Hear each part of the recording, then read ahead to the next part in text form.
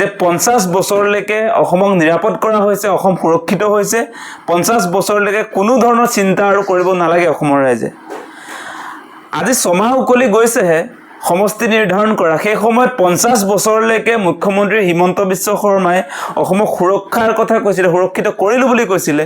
তাৰ পাছত কেনেকৈ আকৌ কৈ দিলে কালি যে প্ৰতিজন অসমীয়াক বচোৱাৰ সময়ত 10 বছৰ পাছত অসমত অচিনাকি ব্যক্তিয়ে জাতীয় পতাকা খানাপাৰা ফিল্ডত উত্তোলন কৰিব। এনেকুৱা ব্লেকমেইল কিয় কৰি থাকে? আপোনালোকক কোনে বাধা দিছে যে অচিনাকি ব্যক্তিবিলাকক, যিবিলাক বিদেশী, সেই বিদেশীবিলাকক খেদিব লাগে বুলি আপোনালোকে কৈ থাকিব নে সঁচা সঁচিকৈ খেদাৰ পৰ্যায়লৈকে আপোনালোকে যাব? নে মানুহক সদায় ভয় খুৱাই থাকিব, মানুহক সদায় ব্লেকমেইল কৰি থাকিব, বিদেশীৰ নামত সদায় ৰাজনীতি কৰি থাকিব, এজনো বিদেশী তাৰ পাছত নেখেদে? মানে অসমৰ ৰাইজকো আহ্বান জনাইছোঁ যে এই ব্লেকমেইল কৰি থকা মানুহজনক আমি বাৰম্বাৰ আচলতে মুখ্যমন্ত্ৰী পাতিম নেকি, সেই কথা বতৰাবিলাক আপোনালোকে বিবেচনা কৰক।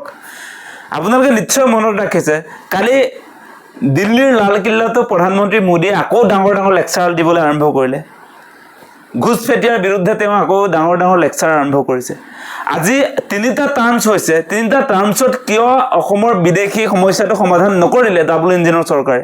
আজি কেন্দ্ৰত এইটো কি বুলি কয় বিশ্বগুৰু নৰেন্দ্ৰ মোদী, ৰাজ্যত আটাইতকৈ বোলে দক্ষ, আটাইতকৈ মানে প্ৰভাৱশালী মন্ত্ৰী, মুখ্যমন্ত্ৰী হিমন্ত বিশ্ব শৰ্মা।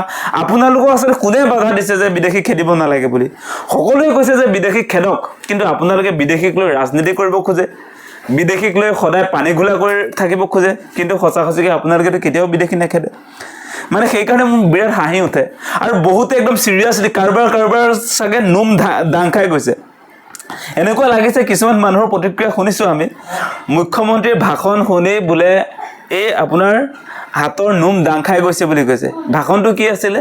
ভাষণটো আছিলে যে মানে 10 বছৰ পাছত অচিনাকি ব্যক্তিয়ে অসমৰ এই খানাপাৰা ফিল্ডত আপোনাৰ মুখ্যমন্ত্ৰী হৈ জাতীয় পতাকা উত্তোলন কৰিব। সেই একেজন মানুহে আপোনাৰ কৈছিলে নহয় যে সমষ্টি পুনৰ নিৰ্ধাৰণৰ সময়ত বোলে 50 বছৰৰ কাৰণে অসম সুৰক্ষিত কৰি দিলোঁ বুলি কৈছিলে নহয় মই। এতিয়া কেনেকৈ আকৌ 10 বছৰ পাছত আপোনাৰ অচিনাকি ব্যক্তিয়ে অসমৰ এই ৰাজধানীত গুৱাহাটীত দিছপুৰৰ আপোনাৰ খানাপাৰা ফিল্ডত জাতীয় পতাকা উত্তোলন কৰিব বুলি যে কৈছে? মানে ব্লেকমেইল কৰি অসমৰ মানুহক সদায় বুৰ্বক বনাই থকাৰ আপোনাৰ মানে হেঁপাহ, সদায় সেই কামেই কৰি থাকিব আপুনি। চলিউশ্যনটোতো কোনো কাম নকৰে। আজি অসম চুক্তিৰ 6 নং দফা আপোনালোকে কেতিয়াও ৰূপায়ণ নকৰে। আজি আপোনালোকে 6 জনগোষ্ঠীৰ জনজাতিকৰণৰ ব্যৱস্থাটোতো কেতিয়াও নকৰে। আৰু এটা কথা কৈ আছে যে 80% মানে আপোনাৰ অচিনাকি ব্যক্তিয়ে অসম বিধানসভাত থাকিব বুলি কৈছে। আমি কৈ আছোঁ যে 80% ৰিজাৰ্ভেশ্যন কৰি দিয়ক আমাৰ খিলঞ্জীয়া মানুহৰ কাৰণে। সেই কাম কিয় নকৰে? এতিয়া ভয় খুৱাইছে কেলৈ অসমৰ ৰাইজক আপুনি যে কৈছে অসম বিধানসভাত 80% বিধায়ক সেই অচিনাকি ব্যক্তি হ'ব বুলি যে কৈছে, আমি কৈ আছোঁ যে অচিনাকি ব্যক্তি হোৱাৰ আগে আপুনি এই ভাষণ নিদিয়াকৈ আপুনি এটা কাম কৰক যে 80% অসমৰ খিলঞ্জীয়া মানুহৰ কাৰণে অসম বিধানসভাৰ এই আসনবিলাক MLA চিটবিলাক কিয় ৰিজাৰ্ভেশ্যন কৰিব নোৱাৰে? মোৰ বিৰাট গালি পাৰিবলৈ মন গৈ আছে, কিন্তু আপুনি শান্তি নাপাব। মানে মই এনেকুৱা কথা কিছুমান কৈ দিম এতিয়া, আপুনি সঁচা সঁচিকৈ কিন্তু আপোনাৰ মুখা খুলি দিম এতিয়া। মই বিৰাট খং উঠি আহে মানে মুখ্যমন্ত্ৰীৰ ভাষণত অসম সুৰক্ষিত হ'ব নে প্ৰয়োজনীয় কাৰ্য ব্যৱস্থাপনা চৰকাৰখনৰ নেতৃত্বত মুখ্যমন্ত্ৰীৰ নেতৃত্ব ল'ব লাগিব? এই লম্ফজম্ফ কৰি যে থাকে মোদীয়ে, যে ঘুচপেটিয়াৰ বিৰুদ্ধে কালি দিল্লীৰ লালকিল্লাৰ পৰা আকৌ যে তেওঁ সকিয়নি প্ৰদান কৰে। সকিয়নি নালাগে আমাক, সকিয়নি নালাগে। আপোনাৰ 16 মেটো চালোঁ আমি, কেইটা 16 মে পাৰ হৈ গ'ল।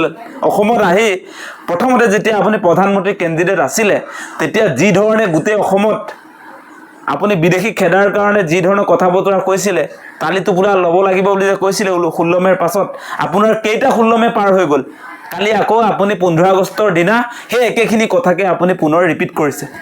আপোনালোকক কোনেও বাধা দি থোৱা নাই যে যিসকল বিদেশী অসমত আগ্ৰাসন কৰিছে, যিবিলাক বিদেশী সোমাইছে, তেওঁলোক খেদাৰ দায়িত্ব চৰকাৰৰ।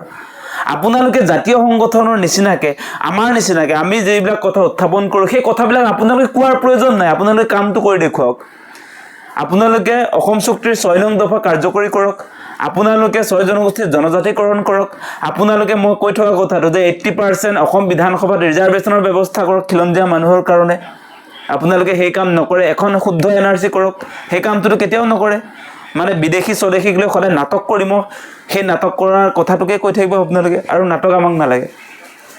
আপোনালোকে নাটক কৰিব, আমাক নাটক নালাগে। অসমবাসী ৰাইজে আপোনালোকৰ নাটক বহুত দেখিলে আৰু বহুত নাটক চালোঁ আমি, আৰু আমাক নাটক নালাগে। সঁচাকৈ আপোনালোকে যদি নোৱাৰে তেনেহ'লে কৈছোঁ সন্মান সহকাৰে মুখ্যমন্ত্ৰী হিমন্ত বিশ্ব শৰ্মা ডাঙৰীয়া, আপুনি এনেকৈ ব্লেকমেইল কৰা বন্ধ কৰক। আপোনাৰ যোৱাকালিৰ ভাষণটো সম্পূৰ্ণ ভুল এটা ভাষণ। আপুনি যিবিলাক কথা কৈ আছে মানুহক ব্লেকমেইল কৰাৰ বাদে তাত একো বস্তু আমি দেখিবলৈ পোৱা নাই। মুখ্যমন্ত্ৰী এগৰাকীৰ যিবিলাক ভাষণ, যে ওলাই উবেৰ চলাই থকা মানুহবিলাক আপুনি কৈছে যে সন্দেহযুক্ত মানুহ যদি সেইবিলাক মানুহক কিয় কৰায়ত্ব কৰা হোৱা নাই? আজি ওলা উবেৰ চলোৱা মানুহবিলাক যদি অচিনাকি মানুহ, সেই অচিনাকি মানুহৰ মুখ্যমন্ত্ৰী নেকি আপুনি? সেই অচিনাকি মানুহৰ বিৰুদ্ধে কিয় একশ্যন ল'ব পৰা নাই? অসমবাসী ৰাইজক কৈছোঁ, মুখ্যমন্ত্ৰীয়ে যে স্বাধীনতা দিৱসৰ দিনা যোৱাকালি গুৱাহাটীত ওলা উবেৰ চলোৱা মানুহবিলাক অচিনাকি বুলি কৈছে, সেই অচিনাকি মানুহবিলাকক কিয় গ্ৰেপ্তাৰ কৰা হোৱা নাই? কিয় তেওঁলোকক গ্ৰেপ্তাৰ কৰি জেলত ভৰাব পৰা নাই? বা তেওঁলোক যদি বিদেশী, কিয় তেওঁলোকক বিদেশলৈ পঠিয়াব পৰা নাই? সেই মৌলিক প্ৰশ্নবিলাক আমি উত্থাপন কৰিছোঁ। ব্লেকমেইল, প্ৰতিটো মুহূৰ্তত কেৱল ব্লেকমেইল কৰি আচলতে অসম চলাব আপুনি। প্ৰতিজন অসমীয়া বচোৱাৰ এয়াই শেষ সময়। শৰাইঘাটৰ শেষ যুদ্ধ গ'ল। এতিয়া প্ৰতিজন অসমীয়াই নিজক নিজে বচাব যদি লাগে তেনেহ'লে মুখ্যমন্ত্ৰীয়ে পদত্যাগ কৰক। আমি নিজক বচাম। এতিয়া অসমৰ ৰাইজে আমি নিজকে নিজে সুৰক্ষিত কৰিম। গতিকে আপুনি সন্মান সহকাৰে কৈছোঁ পদত্যাগ কৰক। আপোনাৰ বহুত হৈ গ'ল, বহুত নাটকবাজি হৈ গ'ল। আপোনাৰ সেই ভাষণবিলাকত অসম সুৰক্ষিত নহয়। আপুনি আৰু অসমত অচিনাকি মানুহৰ মুখ্যমন্ত্ৰী হৈ থাকিব নালাগে। আপোনাক কৈছোঁ আপুনি সন্মান সহকাৰে পদত্যাগ কৰক। সঁচাকৈ কৈছোঁ।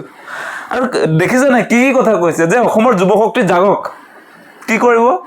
নহ'লে 10 বছৰ পাছত সন্দেহজনক লোকে স্বাধীনতা দিৱসত পতাকা উত্তোলন কৰিব। কাম নাই আৰু আপোনাৰ। এই কথাটো কোৱাৰ পাছত আপুনি অসমৰ মুখ্যমন্ত্ৰী হোৱাৰ কোনো আপোনাৰ নৈতিক অধিকাৰ নাই। আপুনি পদত্যাগ কৰিবই লাগে। এই কথাবিলাক কৈ থকাৰ আপোনাৰ কোনো ধৰণৰ নৈতিক অধিকাৰ নাই। গতিকে অসমৰ সুৰক্ষিত কৰিব নোৱাৰাৰ কাৰণে আপুনি সোনকালে অতি শীঘ্ৰে পদত্যাগ কৰক। সেই কথাখিনি ক'লোঁ। গতিকে মুখ্যমন্ত্ৰী হিমন্ত বিশ্ব শৰ্মা ডাঙৰীয়া কথাখিনি নিশ্চয় বুজি পাইছে। আৰু বেছি নকওঁ, সঁচাকৈ কৈছোঁ, আপুনি যদি পদত্যাগ কৰে, একদম মই চিৰিয়াছলি কৈছোঁ, সঁচাকৈ অসমখন নিজে সুৰক্ষিত হৈ যাব। অসমৰ আটাইতকৈ আপদজন, আটাইতকৈ ডাঙৰ বিপদ আপুনি নিজে। মুখ্যমন্ত্ৰী হিমন্ত বিশ্ব শৰ্মা হৈছে অসমৰ ইতিহাসৰ আটাইতকৈ বিপদগ্ৰস্ত, আচলতে আপদগ্ৰস্ত এগৰাকী মুখ্যমন্ত্ৰী। গতিকে এই মানুহজন যেতিয়ালৈকে থাকিব তেতিয়ালৈকে ব্লেকমেইলিঙৰ ৰাজনীতি চলিব। উন্নয়নমূলক কোনো কথা বতৰা নচলিব। অসমৰ মৌলিক সমস্যাৰ কথা বতৰা কেতিয়াও নচলিব। আপোনালোকে নিশ্চয় দেখা পাইছে, ৰাইজৰ সমস্যা সমাধান কৰাৰ ক্ষেত্ৰত চূড়ান্তভাৱে ব্যৰ্থ মুখ্যমন্ত্ৰী।